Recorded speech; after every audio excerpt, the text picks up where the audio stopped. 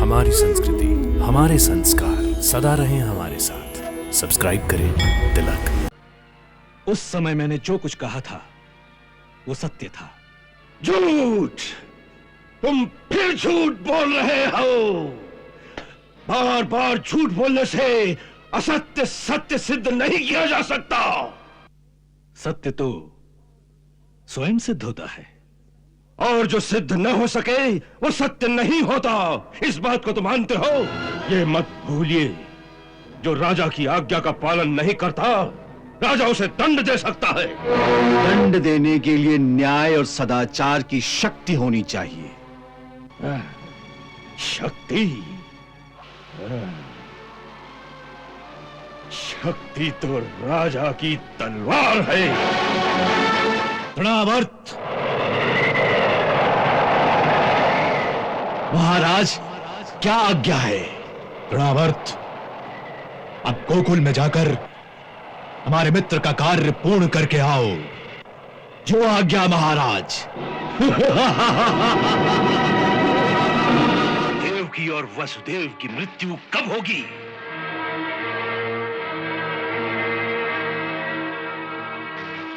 आज ही रात को। आज ही रात को? हाँ महाराज, शुभ काम में देरी क्यों? आज ही रात को। नारद, जो दूत इस प्रकार की बात करता है, जानते हो उसे राजनीति में क्या कहते हैं? क्या? मूर्ख! मूर्ख नहीं, महामूर्ख!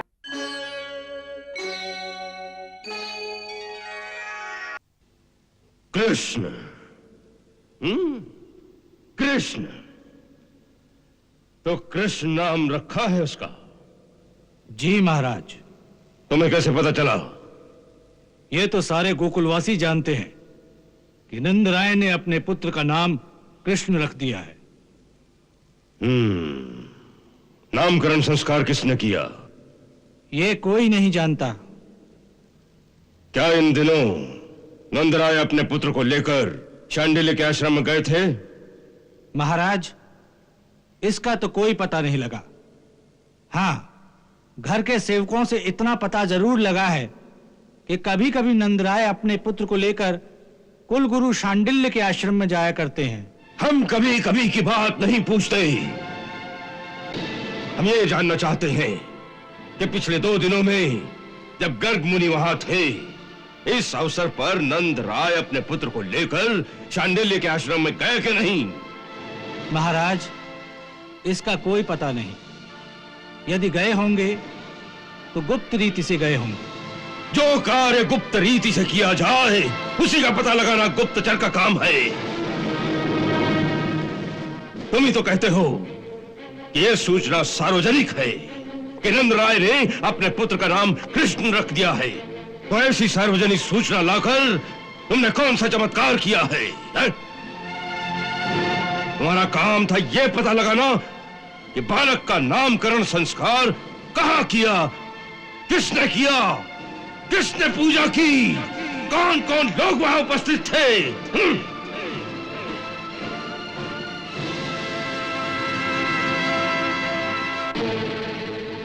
गर्ग मुनि की गतिविधियों पर तुमने दृष्टि रखी थी?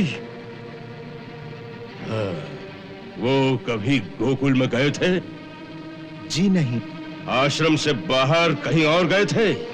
जी नहीं, वो यमुना पार करके सीधे शांडिल्य आश्रम में गए थे और वहां से निकलकर सीधे मथुरा आ गए थे और कहीं नहीं गए थे। आश्रम में कहां रहे?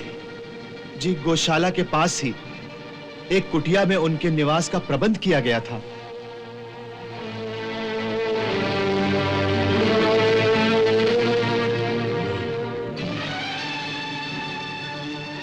एक बात तो स्पष्ट है महाराज कि इस कांड में कोई गूढ़ रहस्य अवश्य है। तनिक सोचिए, साधारण परिस्थिति में नंद को अपने पुत्र का नामकरण संस्कार बड़ी धूमधाम से करना चाहिए था। इतने वर्षों की प्रतीक्षा के बाद उसके घर में संतान हुई है, इस कारण से तो ये उत्सव और भी बड़ा होना चाहिए था। न केवल सगे संबंधियों बल्कि आसपास के 10-20 गांवों को भोजन कराना चाहिए था उसे। परंतु ऐसा कुछ भी नहीं हुआ। यूं चोरों की भांति चुपचाप अपने पुत्र का नामकरण करके गांव वालों से यह कहना कि मेरे पुत्र का नाम कृष्ण है, ऐसा तो निर्धन से निर्धन व्यक्ति भी नहीं करता, वो भी अपने जात बिरादरी वालों को अपने उल्लास में सम्मिलित करता है।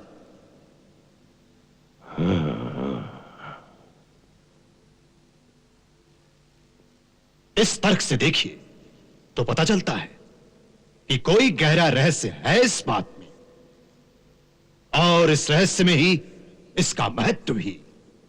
और दूसरी महत्वपूर्ण बात यह भी है महाराज कि बालक के नाम की घोषणा इन्हीं 2 दिनों में की गई जब महर्षि गर्ग वहां थे, अन्यथा शास्त्र विधि के अनुसार तो यह नामकरण संस्कार बहुत दिन पहले हो जाना चाहिए था। इसका एक अर्थ है, इसके लिए महर्षि गर्ग की प्रतीक्षा की गई। इससे यह सिद्ध होता है कि महर्षि गर्ग के हाथों यह संस्कार संपन्न हुआ है।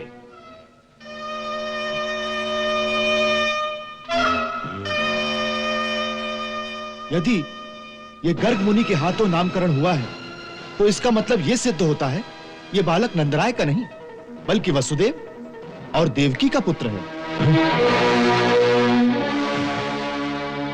ये बात मेरी समझ में नहीं आती कि हम इस बात को सिद्ध करने के लिए इतना जोर क्यों दे रहे हैं कि वो नंद का पुत्र है या वसुदेव का, दोनों में से किसी का भी हो। परंतु इस बात से तो इनकार नहीं किया जा सकता कि यही कृष्ण नाम का बालक हमारा परम शत्रु है। इसी ने पूतना को मारा, श्रीधर को अपाहज कर दिया, कागासुर का मृत शरीर भरे दरबार में महाराज के सामने फेंक कर महाराज को जैसे एक चुनौती दी, फिर उत्कच जैसे परम बलि को एक ही ठोकर से यमलोक भेज दिया। इसमें अब कोई संदेह नहीं रहा कि यह सब इसी बालक के मायावी कारनामे हैं। जब शत्रु सिद्ध हो चुका है तो हमें केवल इस बात पर बहस करनी चाहिए कि उसका सामना किस शक्ति के द्वारा किया जाए, किस प्रकार उसका नाश किया जाए। फिर उससे क्या अंतर पड़ता है कि वो बालक नंद का हो अथवा वसुदेव का। अंतर है, और ये अंतर बड़ा महत्व रखता है, क्योंकि यदि ये नंद का पुत्र है तो यह केवल कोई साधारण मायावी शक्ति है जिसे विष्णु ने हमें भरमाने के लिए भेज दिया होगा, ताकि उसकी चाल में फंसकर हम इसे ही अपना असली शत्रु समझ लें और इसी पर ही आक्रमण करते रहें।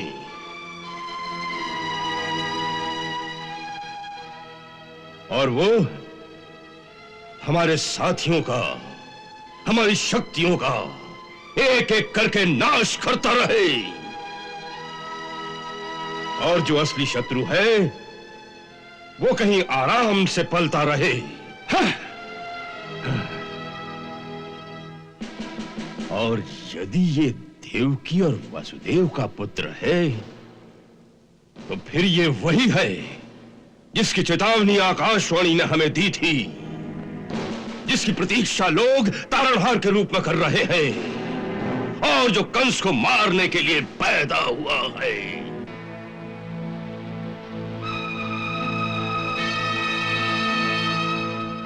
इसलिए यह जानना अति आवश्यक है कि देवकी की 8वीं संतान एक लड़की थी या लड़का, और यदि वो लड़का था जैसा कि उस अष्टभुजा देवी ने हमें बताया था, तो वो कौन है, कहां है, किसके घर में पल रहा है?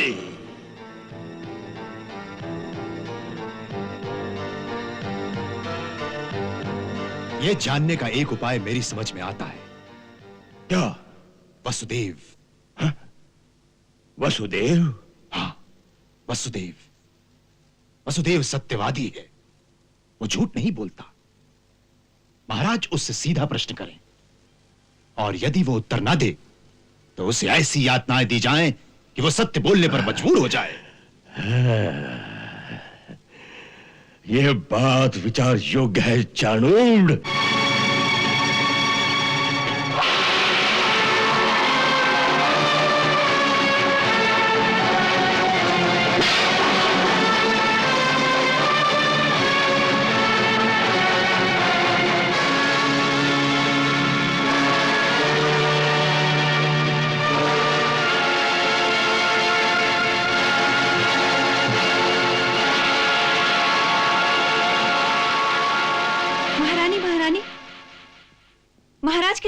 में घुस आए हैं? क्यों?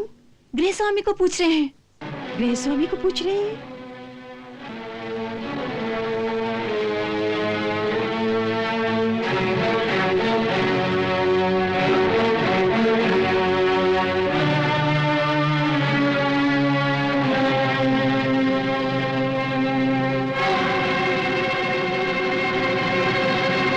इस प्रकार अंदर आने का कारण?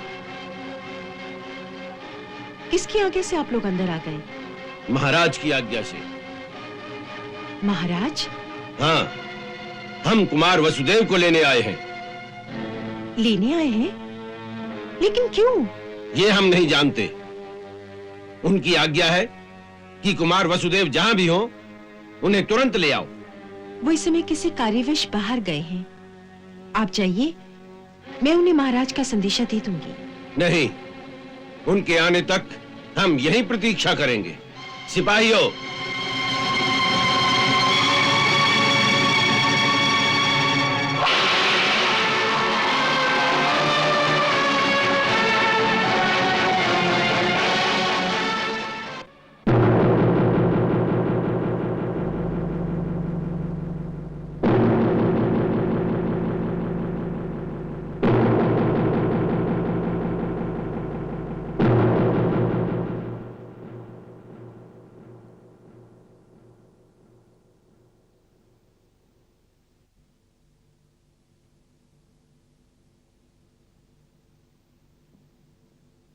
क्या बात है देवी? द्वार पर कोई द्वारपाल नहीं, घर में भी चारों ओर चुपचाप है, ना कोई सेवक ना सेविका, और आप भी इस तरह से अकेली गुमसुम सी खड़ी हैं। क्या हुआ? कुछ नहीं, मैं आप ही के बारे में सोच रही थी। मैं भी तो आप ही के बारे में सोच रहा था। मैं ये सोच रहा था कि आपको वो रहस्य मैं बताऊं कि ना बताऊं। वही वो गुरुजी। हाँ? ये आप ही की प्रतीक्षा कर रहे हैं। कौन?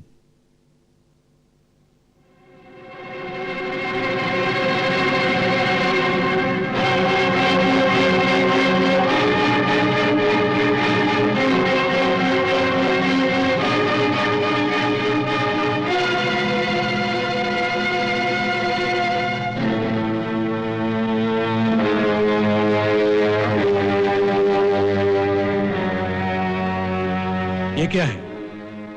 महाराज ने आपको इसी समय राजमहल में बुलाया है। राजमहल में बुलाया है? लेकिन क्यों? राजा के मन में क्या है, ये सैनिक को कैसे पता हो?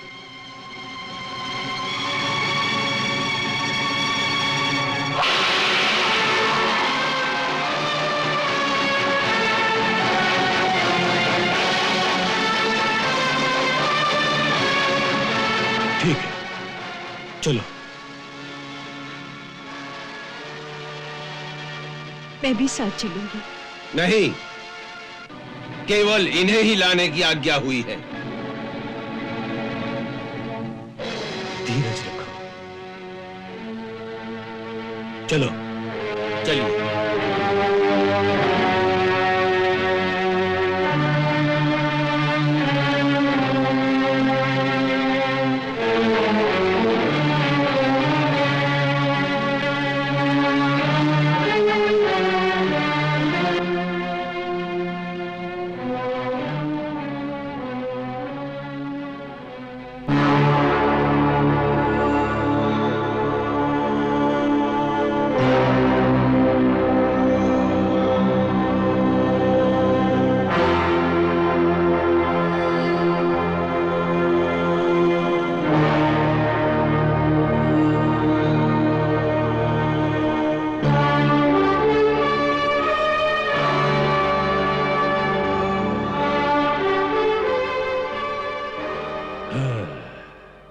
तुम जा सकते हो।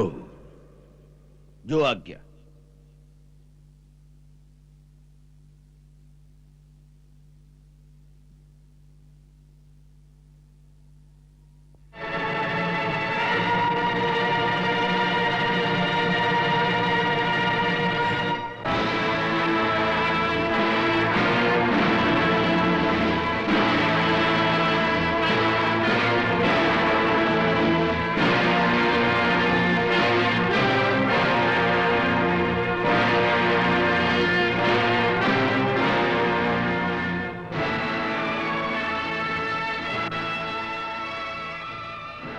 कुमार वसुदेव, तुम अपने आप को सत्यवादी कहते हो। यदि तुम जैसा सत्यवादी झूठ बोले तो उसे क्या दंड देना चाहिए? दंड देने का काम तो राजा का है, सो ये राजा ही निश्चित करेंगे कि झूठ बोलने के लिए क्या दंड देना चाहिए। हाँ, इसका अर्थ यह है कि तुम ये बात स्वीकार करते हो कि तुमने झूठ बोला है। नहीं, मैं इस बात को स्वीकार नहीं करता कि मैंने कोई झूठ बोला है। तुमने अवश्य झूठ बोला है, और इससे इनकार करके एक और झूठ बोल रहे हो। जब उसे अपनी 8वीं संतान कहकर तुम लोगों ने उस कन्या को मेरे हवाले किया, तभी मुझे संदेह हो गया था कि इसमें अवश्य मेरे साथ कोई छल किया जा रहा है। तब मैंने स्वयं तुमसे पूछा था, क्या यह सत्य है कि कन्या का जन्म हुआ? तो उस वक्त तुमने अपनी छाती ठोक कर कहा था, हाँ, यह सत्य है। क्या उस समय तुमने सत्य बोला था? हाँ, उस समय मैंने जो कुछ कहा था वो सत्य था। झूठ! तुम फिर झूठ बोल रहे हो। बार बार झूठ बोलने से असत्य सत्य सिद्ध नहीं किया जा सकता।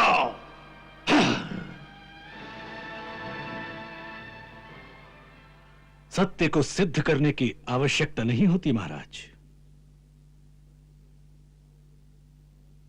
सत्य तो स्वयं सिद्ध होता है। और जो सिद्ध न हो सके वो सत्य नहीं होता, इस बात को तो मानते हो? आप कहना क्या चाहते हैं? यदि जो तुमने कहा वो सत्य था, तो जब उस कन्या ने मेरे हाथ से छिटक कर आकाश में अष्टभुजा देवी का रूप धारण करके कहा था कि तुम्हारा मारने वाला पैदा हो चुका है, क्या वो सत्य नहीं था? तुम दोनों में से किसका कथन सत्य था, तुम्हारा या उस देवी का? दोनों का ही कथन सत्य हो सकता है। सत्य दो नहीं हो सकते, सत्य एक ही हो सकता है, और सर्वदा एक ही रहता है। जो आज सत्य है कल भी वही सत्य होगा, यही सत्य की परिभाषा है। सत्य की परिभाषा बड़ी कठिन है महाराज। मनुष्य जितना जानता है, जितना उसका ज्ञान होता है, उसके लिए उतना ही सत्य है, क्योंकि ज्ञान अधूरा होता है। इसलिए मनुष्य के लिए उसका सत्य भी अधूरा हो सकता है। तो तुम अधूरा सत्य जानते हो, तो फिर पूर्ण सत्य कौन जानता है?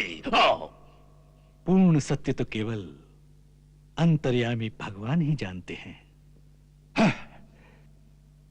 वैसे भी पूर्ण सत्य क्या और असत्य क्या, इसकी मीमांसा बड़ी जटिल है।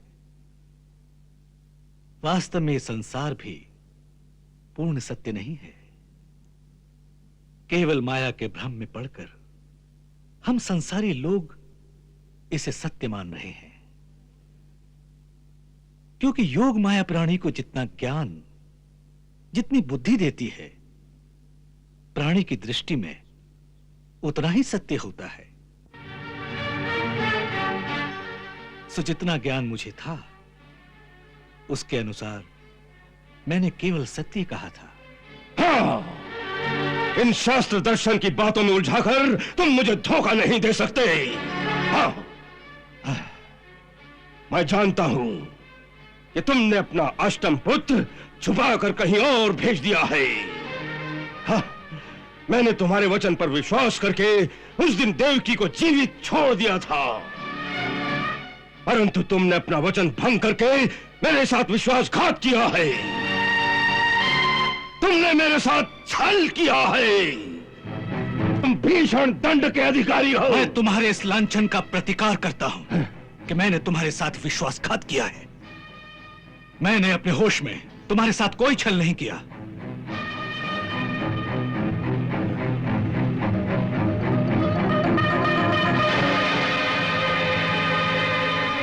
तो इसका अर्थ ये है, इसका अर्थ ये है कि तुम उस समय होश में नहीं थे, हैं? क्या अब होश में हो? अब कुछ बता सकते हो? हाँ? मैं अंतिम बार पूछ रहा हूं वसुदेव।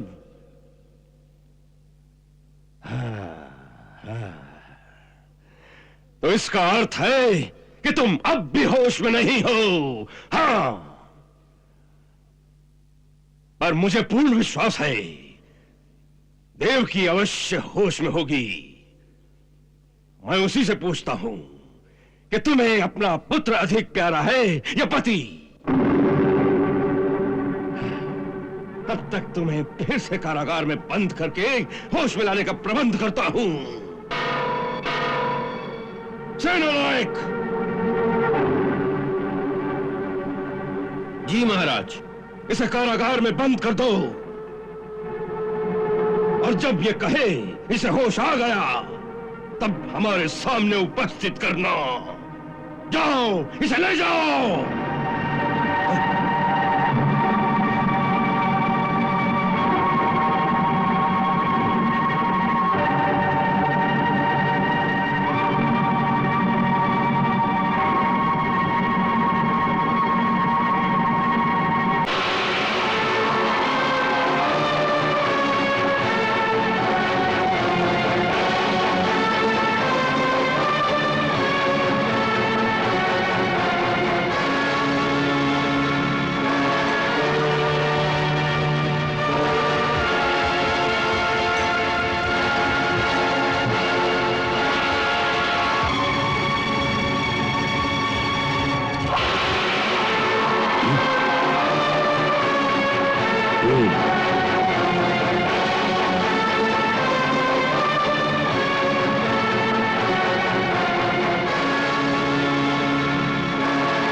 देवकी!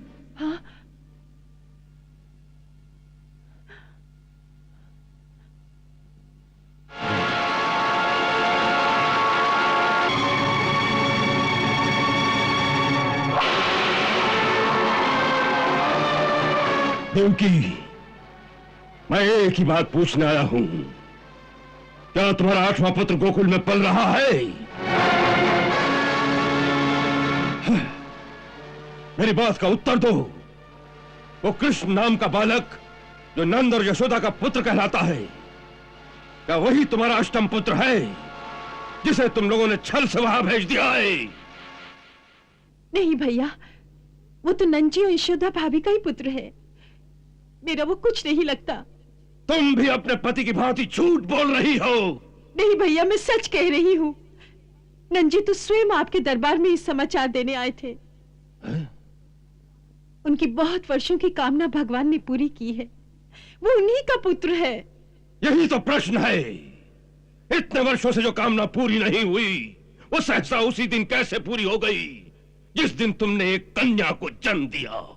ये तो संयोग की बात है। संयोग की नहीं, ये छल की बात है। तुम्हारे यहाँ पुत्र हुआ था, कन्या नहीं। नहीं भैया, मैंने उस कन्या को ही जन्म दिया था जिसे आप मेरे हाथों से छीन कर ले गए थे। देवकी, तुम्हें अपना पुत्र अधिक प्यारा है या पति?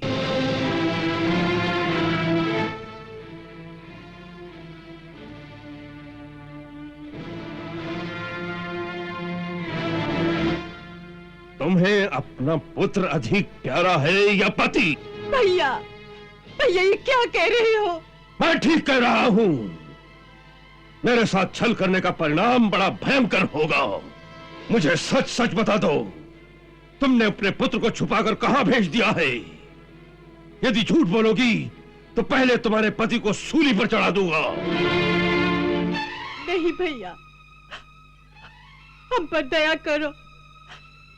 मेरे पति सत्यवादी है, वो कभी झूठ नहीं बोलते। तुमने मेरी सारी संतानें मुझसे छीन ली, अब मुझे मेरे पति से वंचित ना करो। अपने हाथों अपनी बहन का सुहाग ना उजाड़ो। मैं शपथ खाकर कहती हूँ कि हमने कोई छल नहीं किया। मेरी अष्टम संतान वो कन्या ही थी।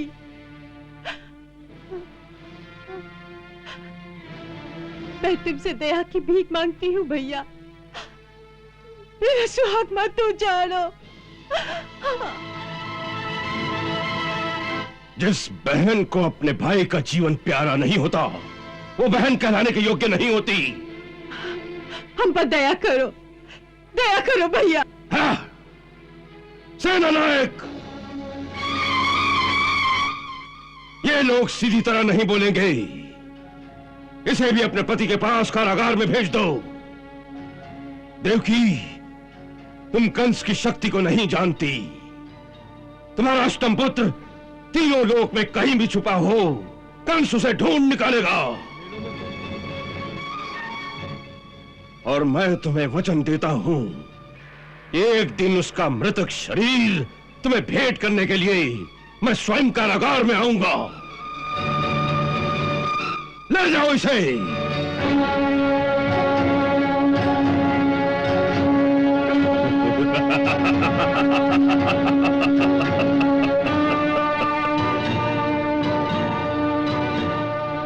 देवकी, मैं तुम्हें एक अवसर और देता हूं। कारागार में अपने पति को समझाकर सब सच सच बता दो। मैं तुम दोनों को मुक्त कर दूंगा।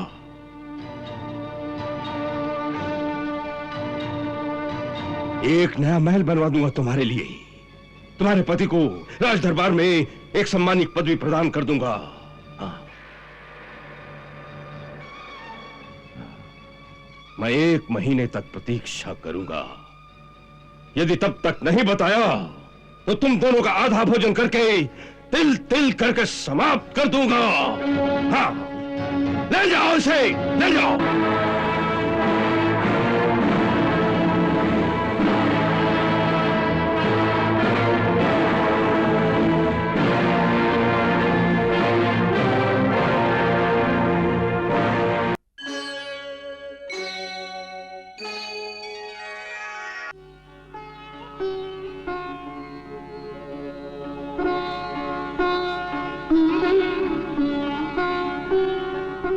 महर्षि गर्ग के श्री चरणों में सेवक का प्रणाम स्वीकार हो। आपका स्वागत है महामंत्री। कहिए क्या समाचार है? महाराज ने आपसे राजमहल में पधारने की प्रार्थना की है। क्यों? ऐसा कोई पर्व अथवा उत्सव तो नहीं? उन्हें आपसे कोई आवश्यक कार्य है? क्या आवश्यक कार्य है? प्रभु, राजा के मन में क्या है, यह पूछने का अधिकार मंत्री को नहीं। मुझे आपके श्री चरणों में प्रार्थना करने को भेजा, सो सेवक आ गया। अच्छी बात है, हम चलते हैं।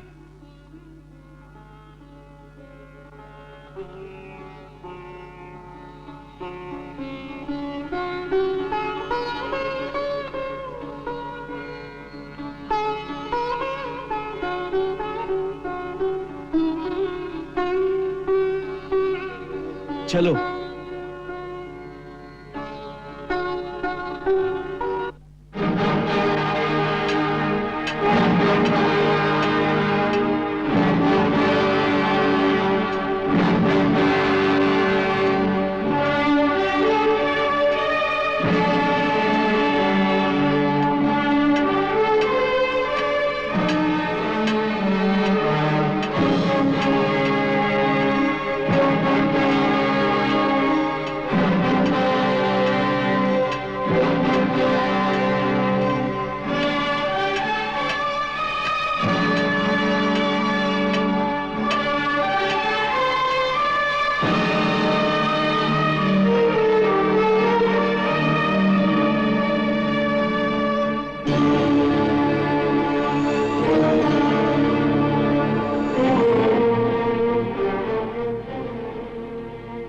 आप विराजिए, मैं महाराज को आपके आगमन की सूचना देता हूं।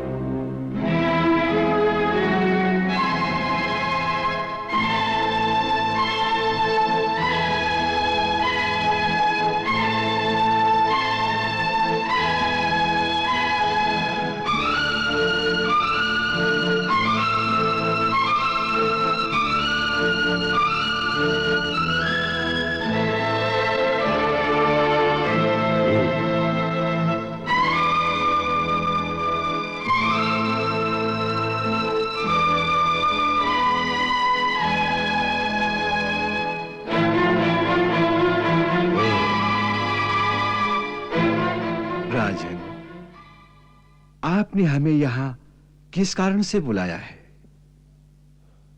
आपसे हमें कुछ परामर्श करना है। गुरु से परामर्श करना हो तो राजा को स्वयं चलकर गुरु के द्वार पर आना चाहिए।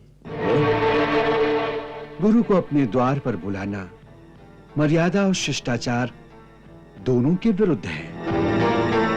आपका अर्थ है राजा अपने राज पुरोहित को कभी अपने राजमहल में बुला नहीं सकता? बुला सकता है, परंतु किसी दूसरी परिस्थिति में। अर्थात? जैसे राजा कोई यज्ञ करे, कोई महान धर्म कार्य करने का निश्चय करे, तो गुरु को बुलाना चाहिए। या कोई आपातकाल हो, देश या राजा पर कोई विपत्ति आ जाए, राजा का शरीर गुरुद्वार तक पहुंचने में असमर्थ हो, वो घायल हो गया हो अथवा किसी भयानक रोग से पीड़ित हो, तो ऐसी परिस्थिति में वो गुरु से अपने महल में आने के लिए अवश्य प्रार्थना कर सकता है। परंतु इस समय हमें ऐसी कोई परिस्थिति दिखाई नहीं देती। यह विपत्ति का ही समय है। कैसी विपत्ति? आपने गोकुल गांव में जाकर किसी बालक का नामकरण संस्कार किया है? किसी बालक का नामकरण संस्कार होने से तुम्हारे जैसा महाबली राजा विपत्ति में पड़ सकता है? इस तर्क को हमारी बुद्धि स्वीकार नहीं करती राजन। हम इस वृथा तर्क में पड़ना नहीं चाहते। हम केवल इतना जानना चाहते हैं, क्या आपने गोकुल में जाकर किसी बालक का नामकरण किया था?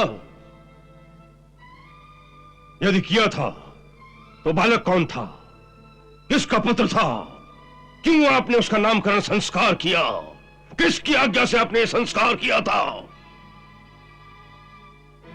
आपकी पहली बात का उत्तर तो यह है कि हम गोकुल गांव में गए ही नहीं। हम केवल यमुना किनारे शांडिल्य ऋषि के आश्रम तक गए और वहीं से लौट आए।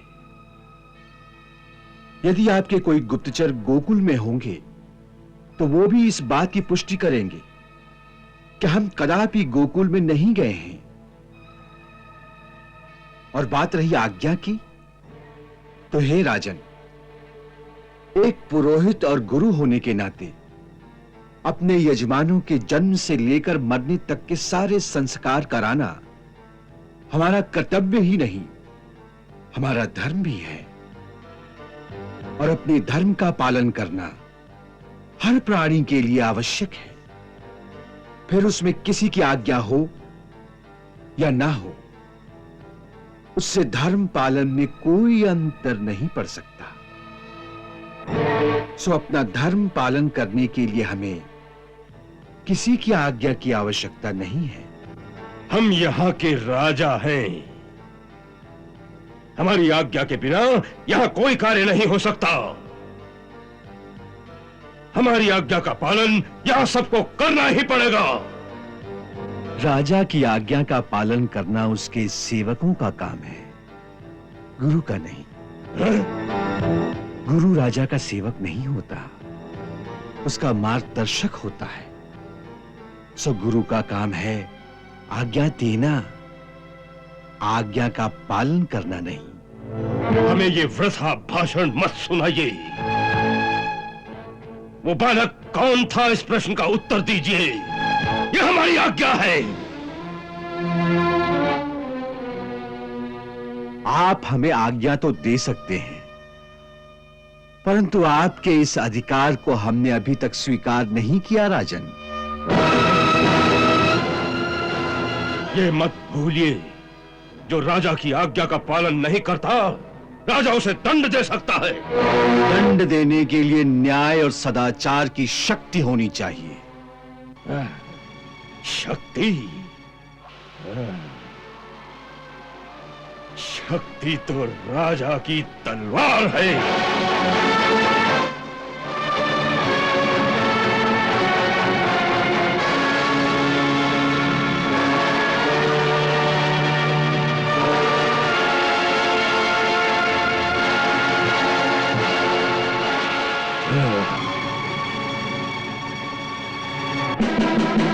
राजन, तुम एक एक करके मर्यादा और शिष्टाचार की सभी सीमाओं का अतिक्रमण करते चले जा रहे हो।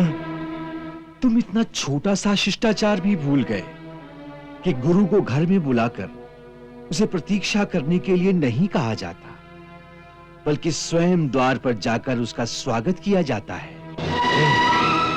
फिर उसके चरण पखारे जाते हैं और जब गुरु आज्ञा दे तब अपने आसन पर बैठा जाता है। हम उसी समय उठकर जा सकते थे, परंतु हम ये सोचकर बैठे रहे कि जिन परिस्थितियों में आपने मथुरा का राजमुकुट पहना था, उनके कारण आपको किसी विद्वान गुरु से राजनीति की ये शिक्षा प्राप्त करने का समय ही नहीं मिला कि राजा को गुरुजनों के साथ कैसे व्यवहार करना चाहिए। सो आपके अज्ञान और अहंकार को इसका कारण समझकर हमने बुरा नहीं माना, हम चुप रहे। परंतु अब हम यहां बैठ नहीं सकते, क्योंकि आपकी इस तलवार के क्रूर प्रदर्शन के पश्चात यह संभव है कि हमारा संयम टूट जाए और हमें क्रोध आ जाए।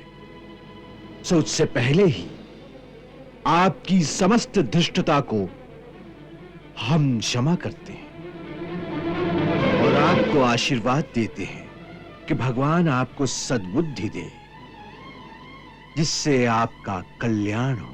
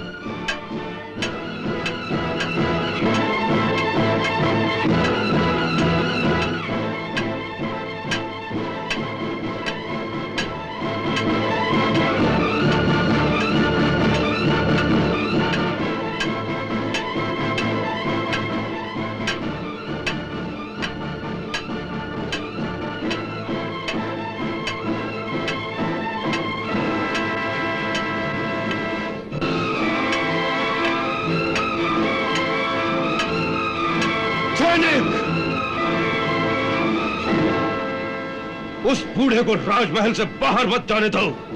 केशों से घसीटकर हमारे सामने ले आओ। ठहरो। महामंत्री, क्षमा करें महाराज, यह हमारे हित में नहीं होगा।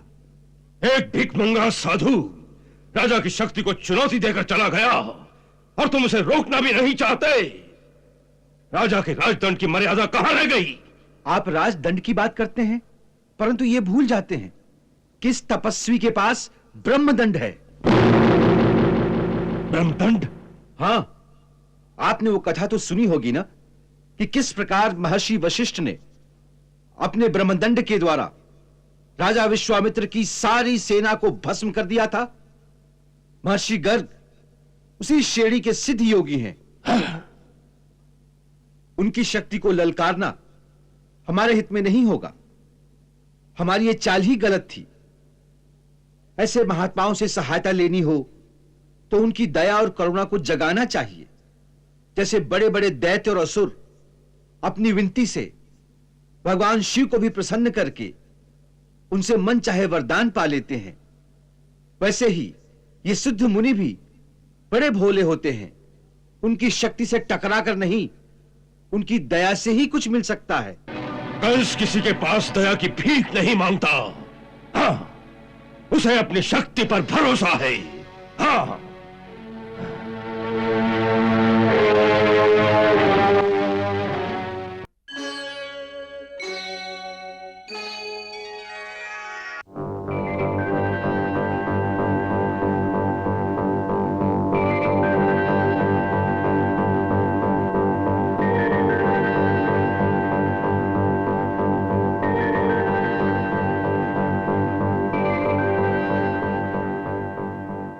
मित्र, हमें बुलाने के लिए जो तुमने पत्र भेजा था, उसमें निराशा की एक झलक थी। ऐसा लगता है कि आप हताश हो गए, थक गए। हाँ मित्र, परिस्थिति कुछ ऐसी ही है। हमें सारी परिस्थिति का पता लग चुका है। इस बारे में हमने आपके मंत्रियों और साथियों से विचार विमर्श भी किया है। परिस्थिति अवश्य गंभीर है, परंतु ऐसी किसी भी परिस्थिति में महाराज कंस जैसा प्रतापी वीर अगर निराश हो जाए तो उसके साथियों का मनोबल कैसे दृढ़ रहेगा? कंस के सामने कोई दिग्गज सेना खड़ी कर दो तो भी कंस नहीं घबराएगा। एक मतवाले हाथी की भांति उस सेना को रौंदता हुआ चला जाएगा। कंस इंद्र के हाथ से वज्र छीनने की हिम्मत रखता है मित्र, परंतु यहां बात दूसरी ही है। यहां हमारे सामने वीर योद्धाओं की सेना नहीं, एक बालक है, नन्हा सा बालक, दूध पीता हुआ बालक। और उस बालक ने कंस को चकरा रखा है, हतप्रभ कर रखा है। मित्र, पूतना और उत्कच जैसे परम वीर योद्धाओं को एक ही ठोकर से वो यमलोक पहुंचा देता है।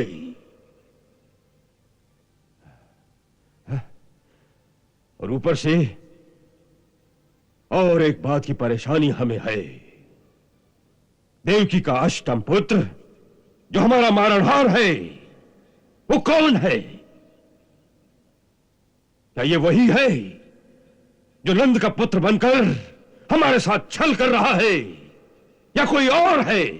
मित्र, ये मतिभ्रम करने वाली अवस्था है। इस बारे में किसी ने जो आपसे कहा था, हम उससे सहमत हैं कि वो मायावी बालक किसका पुत्र है, ये जानने का प्रयास आप वृथा ही कर रहे हैं। उससे कोई लाभ नहीं होगा, कोई आपको सत्य नहीं बताएगा। हां, कोई सत्य नहीं बताता। परंतु एक सत्य तो आपके सामने है। कौन सा सत्य? कृष्ण। कृष्ण? हाँ, वही मायावी बालक जिसने बार बार आपके साथियों का विनाश करके यह सिद्ध कर दिया कि वही आपका वास्तविक शत्रु है।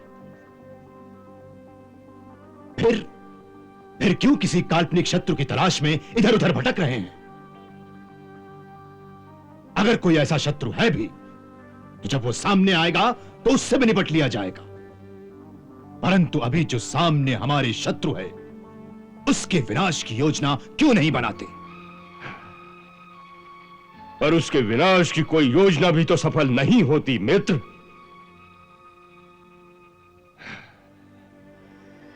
मित्र, यदि युद्ध में शत्रु का पलड़ा थोड़ी देर के लिए भारी हो जाए, तो वीर पुरुष को निराश नहीं होना चाहिए।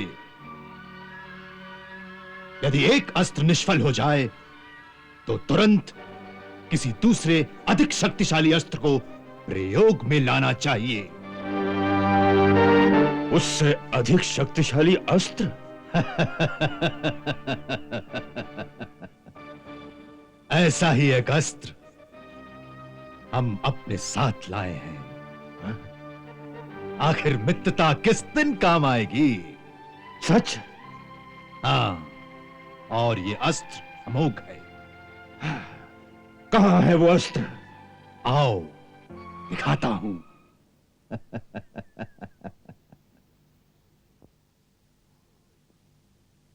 आओ मित्र।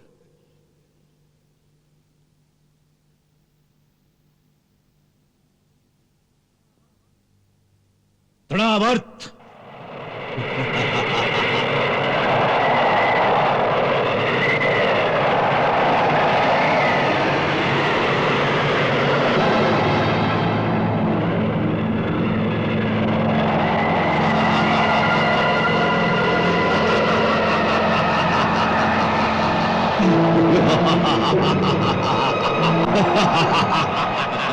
क्या आज्ञा है स्वामी? तृणावर्त, तनिक हमारे मित्र को भी दिखाओ, तुम क्या कर सकते हो। जो आज्ञा स्वामी।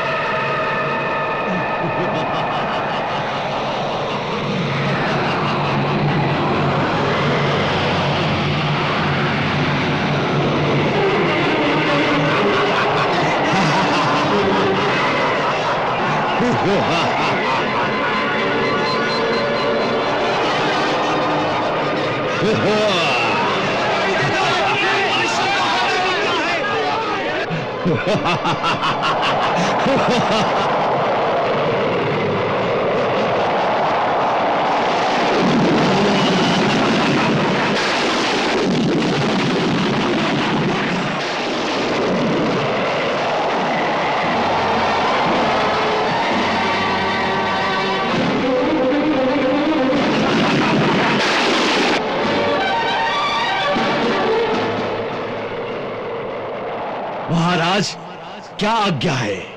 तृणावर्त, अब गोकुल में जाकर हमारे मित्र का कार्य पूर्ण करके आओ।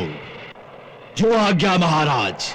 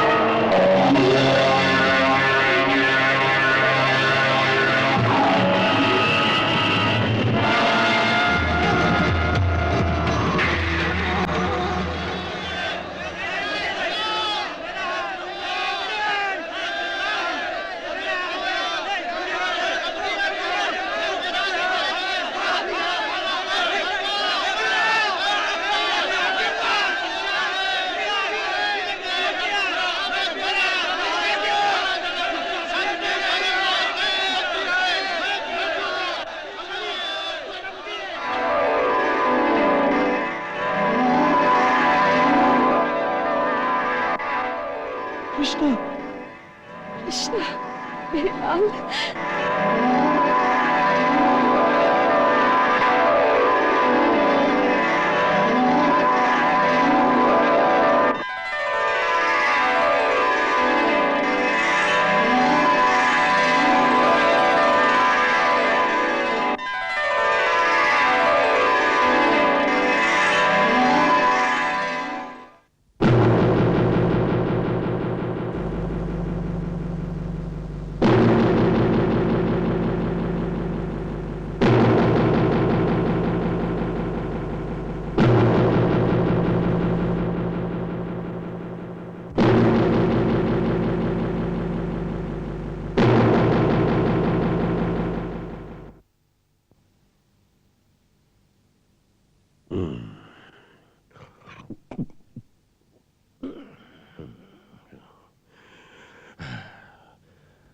महाराज बाणासुर, कहो कहो, अब क्या कहते हो? अब और कोई अस्त्र है जिसका प्रयोग किया जाए? है मित्र। कौन सा? प्रतीक्षास्त्र। प्रतीक्षास्त्र अर्थात? मित्र, इतिहास यह सिखाता है कि मनुष्य का समय सदा एक सा नहीं रहता। काल की गति किसी को भी स्थिर नहीं रहने देती। मनुष्य कितना भी वीर हो, उसमें तीनों लोगों को जीतने की क्षमता हो, तो भी वो समय से नहीं जीत सकता। नहीं जीत सकता। जब जब समय अनुकूल ना हो तो कितना भी पुरुषार्थ करो, कितना भी परिश्रम करो, उससे कोई फायदा नहीं होता। ऐसे विपरीत समय में बुद्धिमानी यही कहती है मित्र कि मनुष्य को समय के सामने शीश झुकाकर शांत होकर बैठ जाना चाहिए। इतिहास साक्षी है मित्र कि कई बड़े बड़े वीर राजाओं पर जब बुरा समय आया तो वो सब कुछ हारकर कई कई वर्षों तक वनों में जाकर छुपे रहे और अच्छे समय के आने की प्रतीक्षा करते रहे। यहां तक कि इंद्र जैसे सुरपति को भी विपरीत समय आने पर स्वर्ग छोड़कर भागना पड़ा।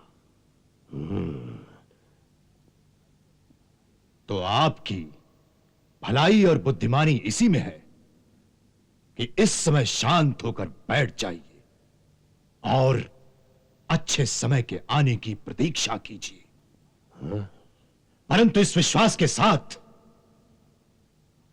कि एक दिन यह बुरा समय समाप्त हो जाएगा और अच्छा समय फिर से अवश्य आएगा। इसी को प्रतीक्षा अस्त्र कहते हैं मित्र। परंतु बुरा समय समाप्त हो गया और अच्छा समय आ गया, इसका पता कैसे चले मित्र? अच्छा समय जब आता है तो उसके लक्षण चारों ओर स्वयं ही दिखाई पड़ने लगते हैं। मन में सहसा ही एक नूतन उत्साह की स्फूर्ति का आभास होने लगता है। आशा के दीपक मन के चारों ओर प्रज्वलित होने लगते हैं। और वही समय होता है फिर से पुरुषार्थ का।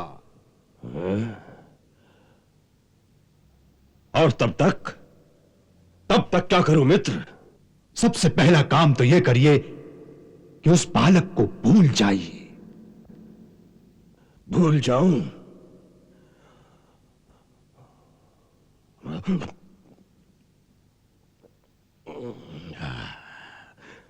लो, भूल गया। फिर उसके बाद अपने राज्य के कामकाज में लग जाइए।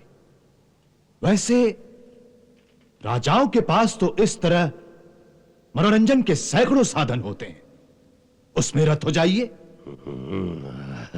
चलिए, हम आपको अपने राज्य में आखेट पर आने का निमंत्रण देते हैं।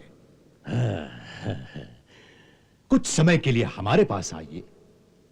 हम आपका इस प्रकार से मनोरंजन करेंगे कि आप सब कुछ भूल जाएंगे, सब कुछ। तुम्हारी ये योजना हमें अच्छी लगी मित्र। कहो कब आऊं? कल।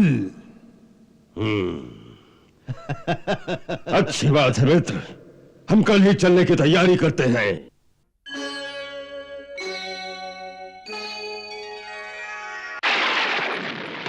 चाणूर, चाणूर, क्या लोगों ने उसे कालिया नाग के फन पर नाचते हुए देखा है? जी महाराज। हाँ, अपनी अपनी आंखों से? जी।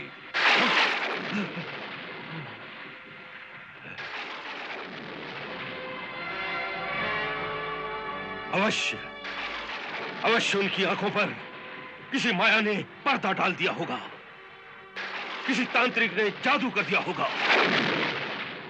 हाँ, जिससे जो असंभव है वही उन्हें स्पष्ट दिखाई दे रहा होगा। हमारे गुप्तचरों की सूचना अनुसार ये सारा दृश्य गांव वालों ने दिन के प्रकाश में देखा है। हाँ? उनकी सूचना अनुसार अब तो वो खुले बंदों इसकी चर्चा भी करते हैं। और रही असंभव की बात, तो तनिक सोचिए महाराज, आज तक उस बालक ने जो कुछ भी किया है वो सारे कार्य असंभव ही थे, जिन्हें कोई साधारण मानव नहीं कर सकता था। बच्चे का पूतना को मारना असंभव था या नहीं? आपके राजपुरोहित श्रीधर की तांत्रिक कृत्या उसके सामने जाकर भस्म हो गई। बकासुर, तृणाव्रत, कागासुर और अघासुर जैसे महादैत्य बारी बारी से उसके सामने गए, परंतु एक भी जीवित लौट कर नहीं आया। सोचिए, सोचिए कौन सा ऐसा संभव कार्य है जो उसने नहीं किया। इसलिए अब हमें यह मानकर ही आगे चलना है कि हमारा सामना किसी साधारण मानव से नहीं, वरन किसी शक्तिशाली देवता से है। नहीं, किसी देवता से नहीं, बल्कि स्वयं भगवान विष्णु से है। हाँ चाणूर, तुम्हें याद है हमने पहले भी कहा था कि स्वयं भगवान विष्णु ही छल से इस कृष्ण का रूप धरकर पृथ्वी पर आया है। हो सकता है ये स्वयं विष्णु ही है? हो सकता नहीं, अवश्य है। हाँ चाणूर, ये वही है। जो भी है, अब हमें यह सोचना है कि इस परिस्थिति में हम क्या कर सकते हैं। अब यह सोचिए महाराज कि हमें क्या करना चाहिए। चाणूर, जब कोई योद्धा रणभूमि में एक बार प्रवेश कर लेता है तो उसके सामने एक ही काम रह जाता है, युद्ध करना। हाँ। रणभूमि में प्रवेश करने के बाद जो यह सोचता है कि शत्रु कहीं अधिक शक्तिशाली तो नहीं, तो उसका मनोबल क्षीण हो जाता है और वो युद्ध में कभी नहीं जीत सकता। इसलिए हमारे पास अब इन बातों को सोचने का समय नहीं रहा। चाहे वो विष्णु हो या महादेव, हमें उससे सीधी टक्कर लेनी ही होगी। अर्थात हमें स्वयं गोकुल पर चढ़ाई करनी होगी। हम स्वयं सेना लेकर जाएंगे और सारे गोकुल को तहस नहस कर देंगे। सारे इलाके को घेर कर ऐसी आग लगा देंगे कि जिसमें गोकुल का एक एक घर, एक एक प्राणी जलकर भस्म हो जाएगा। नहीं महाराज, ये इतना सहज नहीं है। क्यों नहीं? हाँ? आप जनता की शक्ति को नहीं जानते। यदि सारी जनता एक तरफ हो जाए तो जनता की उस सामूहिक शक्ति के सामने कोई सेना नहीं टिक सकती। और आज वहां की जनता का यह हाल है कि कालिया नाग की घटना के बाद वहां के लोग खुले बंदों यह कहने लगे हैं कि गोकुल में भगवान का अवतार हुआ है। और जब बात भगवान की आ जाती है तो सारी जनता एक हो जाती है। जिसे लोग भगवान मानने लगते हैं उस पर यदि खुले बंदों आक्रमण किया जाए तो उसे जनता कभी नहीं सहन कर सकती। फिर क्या किया जाए? वही सोच रहा हूं, वही सोच रहा हूं कि जनता में कैसे फूट डाली जाए। कुछ ऐसे बुद्धिजीवी लोग ढूंढने होंगे जो कृष्ण को एक छलिया और कपटी सिद्ध कर सके। नहीं चाणू, ये गोकुल में नहीं हो सकता। क्यों? क्योंकि ऐसे बुद्धिमान लोग केवल नगरों में मिलते हैं। गांव के मूर्ख लोग बड़े सीधे साधे और सच्चे प्राणी होते हैं। उनका विश्वास बड़ा दृढ़ होता है। ये भी सत्य है। हमारे गुप्तचरों का कहना है कि कई गांव वाले यशोदा और नंद की भी पूजा करने लगे, क्योंकि भगवान ने उनके घर में जन्म लिया है। क्या विडंबना है! अभी तक ये बात भी निश्चित नहीं हुई कि कृष्ण नंद और यशोदा का पुत्र है या देवकी की संतान। आकाशवाणी ने मुझे देवकी की 8वीं संतान से सावधान किया था। तो यदि कृष्ण देवकी का पुत्र नहीं तो फिर वो एक साधारण मानव है। इसका भी निर्णय कर ही लेते हैं। कैसे? यदि देवकी और वसुदेव की मृत्यु हो जाए तो पुत्र होने के कारण माता पिता की अंत्येष्टि और श्राद्ध कराने के लिए उसे किसी न किसी बहाने मथुरा अवश्य लाया जाएगा। क्यों? हाँ, हाँ, अवश्य लाया जाएगा।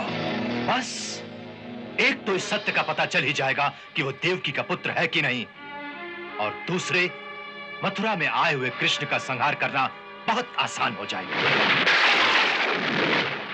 आपका हाथी कवल्या पीड़ ही उसे राह चलते कुचल सकता है। सुंदर, अति सुंदर। परंतु क्या? परंतु ये देवकी और वसुदेव की मृत्यु कब होगी?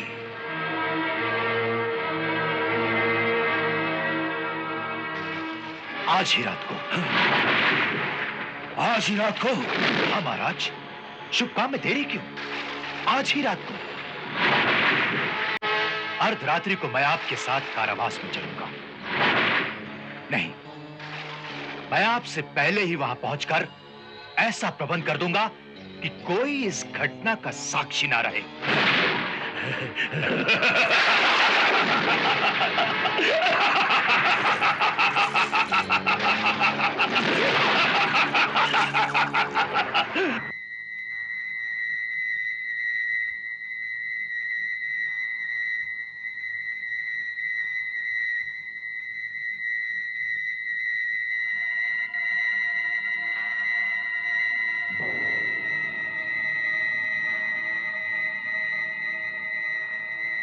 महाराज, सब पहरेदारों को मदिरा के नशे में चूर किया गया है। अब यहां कोई नहीं आएगा। जाइए।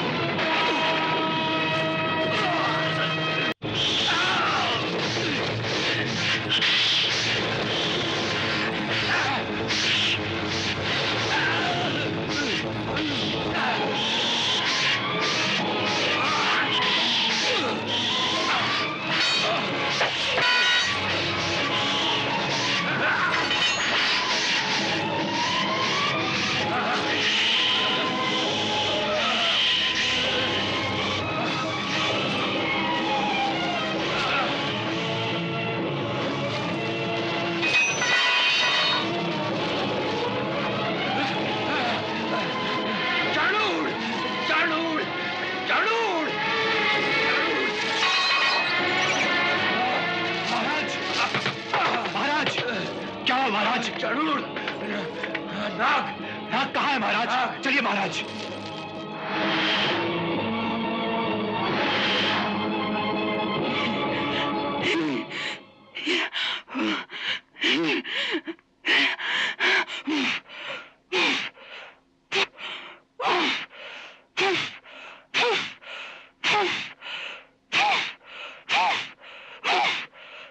नाग! बलराम! पलक से हिलना नहीं पुत्र। लगता है कक्ष में कोई नाग आ गया है।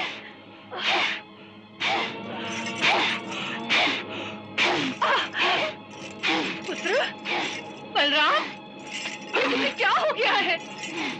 दाऊ, बलराम, ये तुम क्या कर रहे हो? उठो, दाऊ जागो। ये कैसी आवाजें निकाल रहे हो? बलराम, पुत्र, बलराम, उठो, उठो, उठो बलराम। दाऊ, दाऊ, ये तुम्हें क्या हो गया है? ये तुम्हें क्या हो गया है बलराम?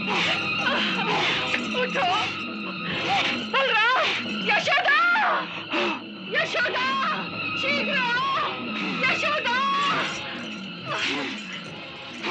यशोदा, यशोदा, शीघ्र आओ।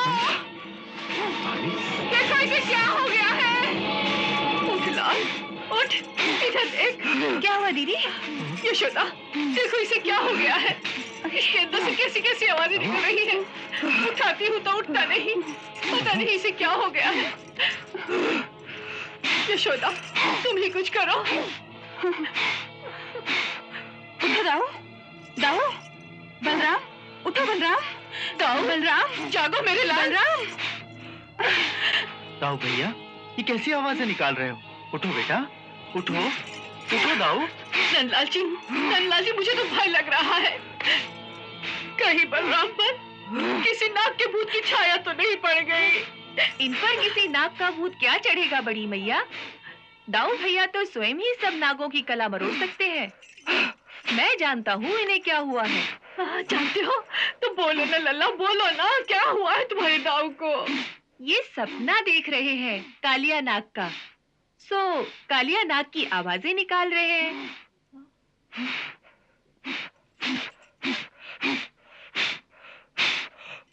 उठो दाऊ भैया, उठो, वो दुष्ट अब चला गया है। अब क्रोध छोड़ो भी, वो दुष्ट अब कुछ नहीं कर सकता। अब आप भी सुरक्षित हैं और मैया बाबा भी सुरक्षित हैं। मैया बाबा को क्या हुआ? आप नहीं जानते बाबा, कालिया नाग की घटना के समय से दाऊ भैया को बड़ा डर रहता है कि कहीं आप लोग अपने प्राण न दे बैठे। तब से इन्हें आपकी चिंता रहती है। उठो दाऊ भैया, देखो, उठो, सब लोग कितने चिंतित हो गए हैं।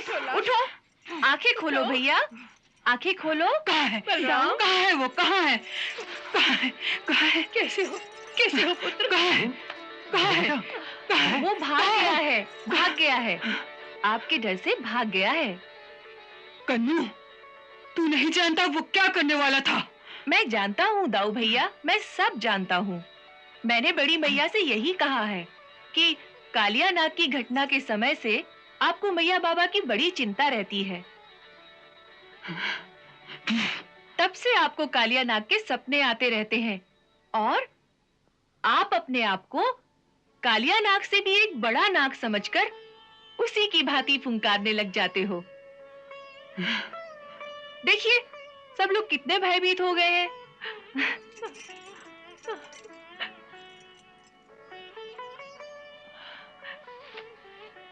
मेरे सपने से आप लोग भयभीत हो गए हो।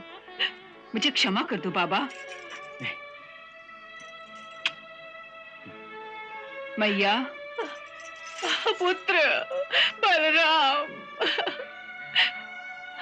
मेरे पुत्र।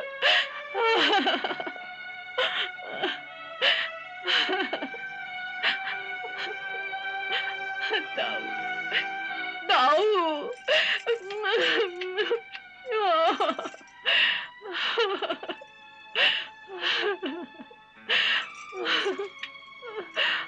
दाऊ, पहले पहले तो मैं घबरा ही गई थी कि कहीं सचमुच में हमारे कक्ष में नाग तो नहीं आ गया।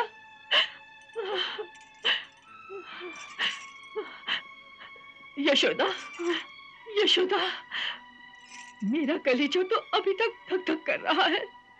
अब शांत हो जाइए भाभी, सब ठीक हो गया है। नहीं नहीं नंदराय जी, नहीं, सब ठीक नहीं हुआ। ये कुछ अच्छी बात तो नहीं कि बालक को रात को भयानक सपने आने लगे। हमें शीघ्र इसका कोई उपाय करना चाहिए। क्यों यशोदा? हाँ, दीदी ठीक कहती हैं।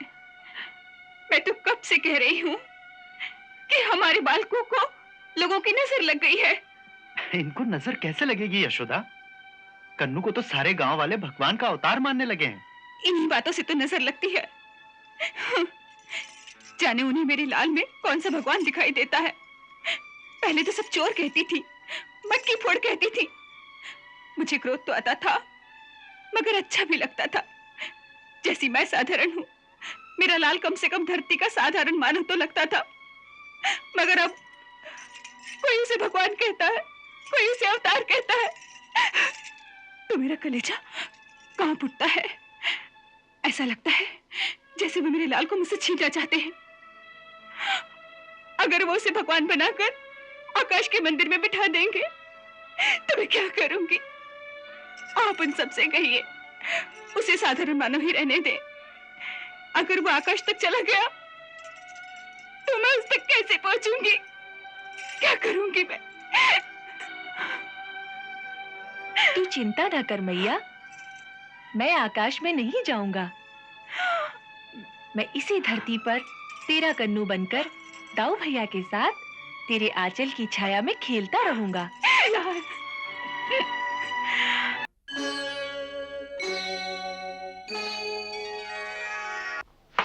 क्या कहा? इतने बड़े पर्वत को उसने अपनी उंगली पर उठा लिया? जी महाराज। नहीं, ये झूठ है। ये कभी सत्य नहीं हो सकता। क्या हमारे किसी गुप्तचर ने यह कांड अपनी आंखों से देखा है? नहीं महाराज, उस दिन हमारा कोई भी गुप्तचर वहां पर नहीं था। क्यों नहीं था? महाराज, हमारे गुप्तचर वहां पर रहते नहीं हैं। दिन में एक बार जाकर वहां की सारी सूचनाएं इकट्ठी करके शाम को मथुरा वापस आ जाते हैं। फिर उस दिन क्यों नहीं गए? हैं? महाराज, उस दिन आंधी और तूफान का बड़ा जोर था। यमुना में बाढ़ आई हुई थी। हमारा कोई भी गुप्तचर नदी पार नहीं कर सका। फिर यह सूचना कैसे मिली? महाराज, दूसरे दिन जब हमारे गुप्तचर वहां पहुंचे तो गोकुल और वृंदावन में सब और इसी बात की चर्चा थी। क्या उन लोगों ने यह दृश्य देखा था? हाँ महाराज, बल्कि वर्षा और तूफान से बचने के लिए सब लोग उसी पर्वत के नीचे जा छुपे थे।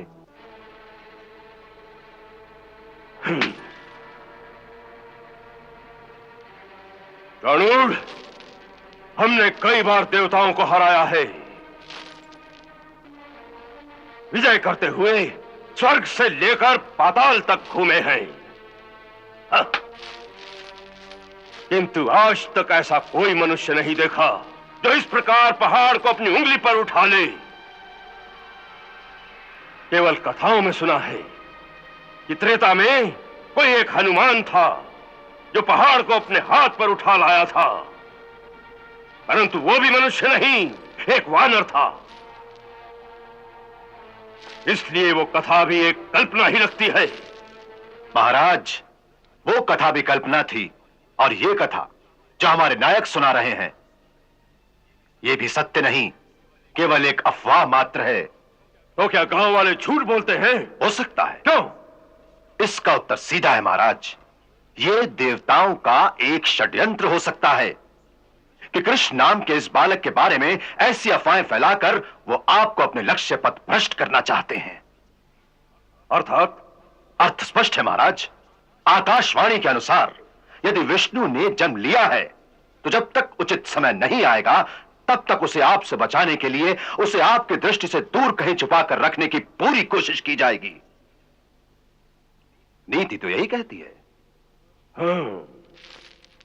तो इसका अर्थ यह है कि कृष्ण के बारे में ये जो अफवाहें फैलाई जा रही हैं वो केवल इसीलिए कि आपका सारा ध्यान कृष्ण की ओर केंद्रित हो जाए और असली विष्णु कहां पल रहा है आप उसकी तलाश ना करें। तनिक सोचिए, जब से बांसुर के कहने पर आपने कृष्ण के पीछे अपने असुरों को भेजना बंद कर दिया है, तब से तो उन्हें प्रसन्न होकर इस कृष्ण को कहीं छुपा कर रखना चाहिए था। फिर ये कालियानाग की कहानी और अब ये गोवर्धन पर्वत उठाने का नाटक करने की क्या आवश्यकता थी? इन बातों से तो ऐसा लगता है कि जब से आप चुप बैठ गए हैं तब भी ये बालक ऐसी लीलाएं करके जैसे बार बार आपको चुनौती दे रहा हो कि मुझे मत भूलो, मैं वही हूं जिसे तुम ढूंढ रहे हो, ताकि आप इसी के पीछे लगे रहे।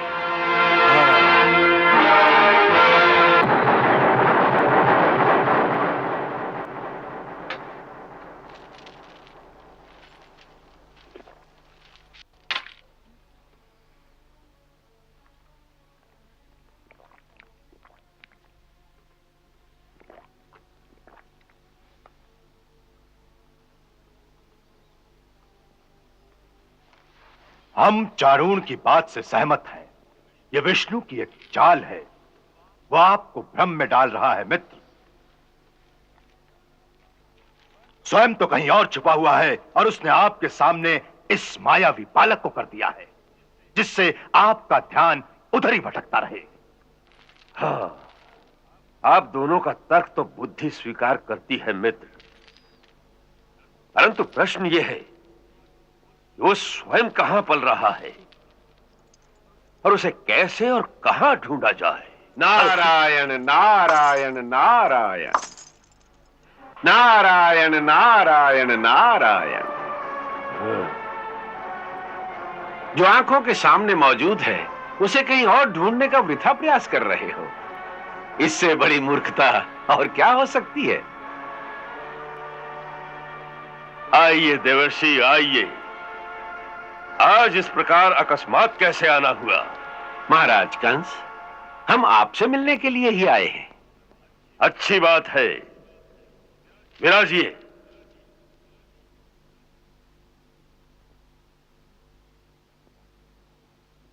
नहीं राजन, ये तो राज सिंहासन है, हम साधुओं के काम का नहीं। तो आपके लिए मृगछाल मंगवाए नारद मुनि? उसका कष्ट न करें महाराज वानासुर, हम जो कहने आए हैं केवल उसे ही ध्यान से सुने। कहिए कहिए, हम ध्यान से सुन रहे हैं। हमें केवल इतना ही कहना है कि आप लोग अपने आप को वृथा ही भ्रम में डाल रहे हैं। वास्तव में जिसकी आपको खोज है वो दूसरा कोई नहीं, कृष्ण नाम का बालक है जो गोकुल में पल रहा है। ये वही है जिसके लिए अष्टभुजा देवी ने आपको इशारा किया कि तुम्हें मारने वाला कहीं और जन्म ले चुका है। अच्छा, तो आप केवल यही बताने आए थे? हाँ राजन, परंतु आज आपको यह बताने की आवश्यकता क्यों आ पड़ी? इसलिए कि आप चाहें तो अब भी अपने आप को सर्वनाश से बचा सकते हैं। हमारे सर्वनाश के विचार से आप इतने विचलित हो गए? हम नहीं जानते थे कि आपको हमसे इतना मोह हो गया है। साधु को किसी से मोह नहीं होता राजन, हमें तो केवल दया आ रही है आप पर, इसलिए वो सन्मार्ग दिखाने आए हैं जिससे कि आपका कल्याण हो। अच्छा?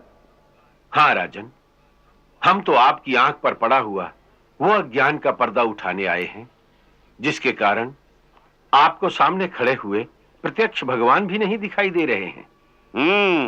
महाराज कंस, तनिक सोचिए कि जो चमत्कार उस बालक ने किए हैं क्या कोई साधारण मानव कर सकता है? क्या कोई कालिये नाग के फन पर नृत्य कर सकता है? अरे इतना बड़ा पहाड़ कोई अपनी छोटी सी उंगली पर उठा सकता है? उठा नहीं सकता, परंतु दृष्टि भ्रम से ऐसा माया जाल अवश्य फैला सकता है कि देखने वाले को लगे कि उसने पहाड़ उठा रखा है। ऐसा दृष्टि भ्रम और नजर का धोखा तो कई जादूगर और साधारण तांत्रिक भी कर लेते हैं। यह भी तो सोचिए ये सारा तमाशा देखा किसने? केवल गोकुल के ग्वालों ने। उन भोले भाले गंवार ग्वालों को इस प्रकार भरमाना कोई बड़ी बात नहीं। इसीलिए ये सारे चमत्कार एक पिछड़े हुए गांव में किए गए। कहीं नगर में करता तो हमारे तांत्रिक उसी समय उसका ये झूठ सिद्ध कर देते। हाँ, ऐसे मायाजाल हमने बहुत देखे हैं। आकाश में देवताओं से युद्ध किया है हमने, जहां वो अपनी मायावी विद्या से कभी आंखों के सामने और कभी आंखों से ओझल हो जाते थे, परंतु उनकी ये जादूगरी उन्हें कंस के बाणों से नहीं बचा सकी। हाँ। अच्छा, थोड़ी देर के लिए अगर हम ये बात मान भी लें कि उस बालक के पास ऐसी कोई मायावी विद्या है, तो फिर उसके लिए क्या कहने आए हैं आप? मैं तो केवल इतना ही कहने आया हूं कि उस बालक को पहचानो, वही सच्चिदानंद भगवान है। उस पर विश्वास करके अपने अज्ञान और अहंकार को छोड़कर उसकी शरण में जाओ। तो फिर क्या होगा? है? आपका कल्याण होगा। अच्छा। हाँ राजन, उन सर्वशक्तिमान की शरण में जाओ। सो ये जो मृत्यु का भय तुम्हें दिन रात तड़पा रहा है, जिस भय के कारण तुमने देवकी के छोटे छोटे बालकों की हत्या कर दी है, जिस भय के कारण तुमने अपने देश के समस्त नवजात शिशुओं को मार डालने का आदेश दिया था, ये भय जिसके कारण तुम अपने मारने वाले की खोज में अब तक चारों ओर भटक रहे हो, ये सारे भय, ये तुम्हारी सारी विबलता सब शांत हो जाएगी। हाँ राजन, वो प्रभु स्वयं इस भय का नाश कर देंगे, क्योंकि जो उनकी शरण में जाता है उसकी रक्षा का भार वो स्वयं उठा लेते हैं। परंतु इस बात का क्या भरोसा कि महाराज कंस को देखकर उनके करुणा का सागर लहराने लगे। हो सकता है क्रोध का सागर उमड़ पड़े और महाराज कंस को अकेला और निहत्था देखकर वो उन पर आक्रमण कर दे। इस बात का आश्वासन कौन देगा नारद मुनि? इसका आश्वासन स्वयं उन्होंने ही मुझे दिया है। उन्होंने ये कहा है कि यदि कंस अपना अहंकार त्याग कर हमारी शरण में आ जाए तो हम उसे तत्काल क्षमा कर देंगे। बस, अब सच्ची बात मुंह से निकली। महाराज कंस, बात समझ में आई? विष्णु ने आपसे समझौता करने के लिए नारद मुनि को दूत बनाकर आपके पास भेजा है, और समझौते की शर्त यह है कि आप अपनी विशाल सेना, अपनी सारी शक्ति, अपने सारे अस्त्र शस्त्र सबका त्याग करके एक निरीह प्राणी की भांति सर झुकाकर और हाथ जोड़कर उनके दरबार में पहुंच जाएं, तब जाकर वो कहीं आपके भाग्य का निर्णय करेंगे। हाँ, विष्णु की ये चाल तो हमारी समझ में आ गई महाराज बाणासुर, परंतु हम ये सोच रहे हैं कि ये चाल उसने इतने वर्षों के पश्चात आज ही क्यों चली, इससे पहले क्यों नहीं? हाँ? इसका उत्तर स्पष्ट है महाराज। जो बात हम सोच रहे थे वही ठीक निकली। उसने बड़ी चालाकी से आज तक हमें इस भ्रम में रखा कि ये कृष्ण नाम का बालक ही हमारा असली शत्रु है। हाँ। इसीलिए हमारा सारा ध्यान कृष्ण की ओर ही लगा रहा और असली शत्रु कहीं और छुपकर सुरक्षा से पलता रहा। परंतु अब जब हमें ये बुद्धि आ गई है कि हम असली शत्रु को ढूंढे, तो वह डर गया है। इतनी विशाल सेना जब सारे राज्य में घेरा डालेगी तो वो घेरे में आ जाएगा। हाँ। बस इसी डर से उसने नारद जी को सुलह समझौते की बात करने के लिए यहां भेजा है, परंतु बहुत ही गलत आदमी को भेजा है। नारद एक सीधे साधे सच्चे व्यक्ति, उनको एक कुशल दूत की तरह बात को घुमा फिरा कर कहने की कला का ज्ञान नहीं है। इन्होंने तो समझौते जैसे शब्द का प्रयोग तक नहीं किया और सीधे आत्मसमर्पण की बात कह दी और अपनी शर्तों को भी खुलकर आपके सामने रख दिया है कि आप अपने अस्त्र शस्त्र का त्याग करके एक निरीह प्राणी की भांति हाथ जोड़कर सर झुकाकर उनके दरबार में पहुंच जाएं, तब जाकर ये आपके भाग्य का निर्णय करेंगे। क्यों नारद मुनि, यही अर्थ है ना आपकी बात का?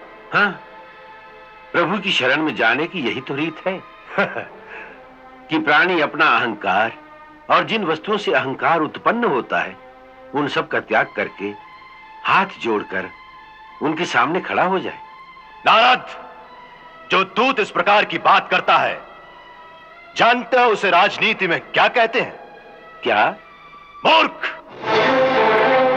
मूर्ख नहीं, महामूर्ख।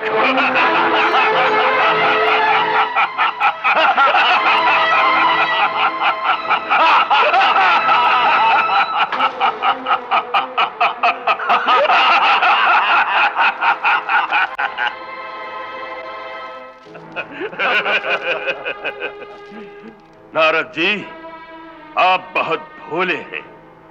हाँ, आपको दूत का यह कार्य करना नहीं आता, क्योंकि दूत जब बात करता है तो इस प्रकार बात करता है कि सुनने वाले को लगे कि वो उसी के कल्याण की बात कह रहा है। हाँ राजन, इसीलिए मैंने वही बात कही जिसमें आपका सचमुच कल्याण है। बस, ये बकवास बहुत हो चुकी। अब जाइए और अपने विष्णु से कह दीजिए कि हमें उसकी सारी चाल समझ में आ गई, पर हम उसमें फंसने वाले नहीं। हाँ, वो कहीं भी छुपा होगा, हम उसे ढूंढ निकालेंगे। हाँ, और उससे ये भी कह देना कि यदि वो समझौता करना चाहता है तो हमारी भी वही शर्त है कि वो सर झुकाकर, हाथ जोड़कर हमारे दरबार में आत्मसमर्पण करे। तो हो सकता है कि हम उसे दंड देने में थोड़ी सी नरमी बरतें। और यह भी कह देना कि इस समझौते के लिए यदि दूत भेजे तो ऐसे मूर्ख को ना भेजे।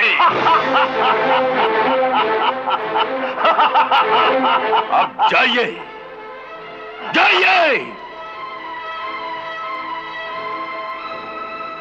राजन, मुझे आप पर दया आती है। दया?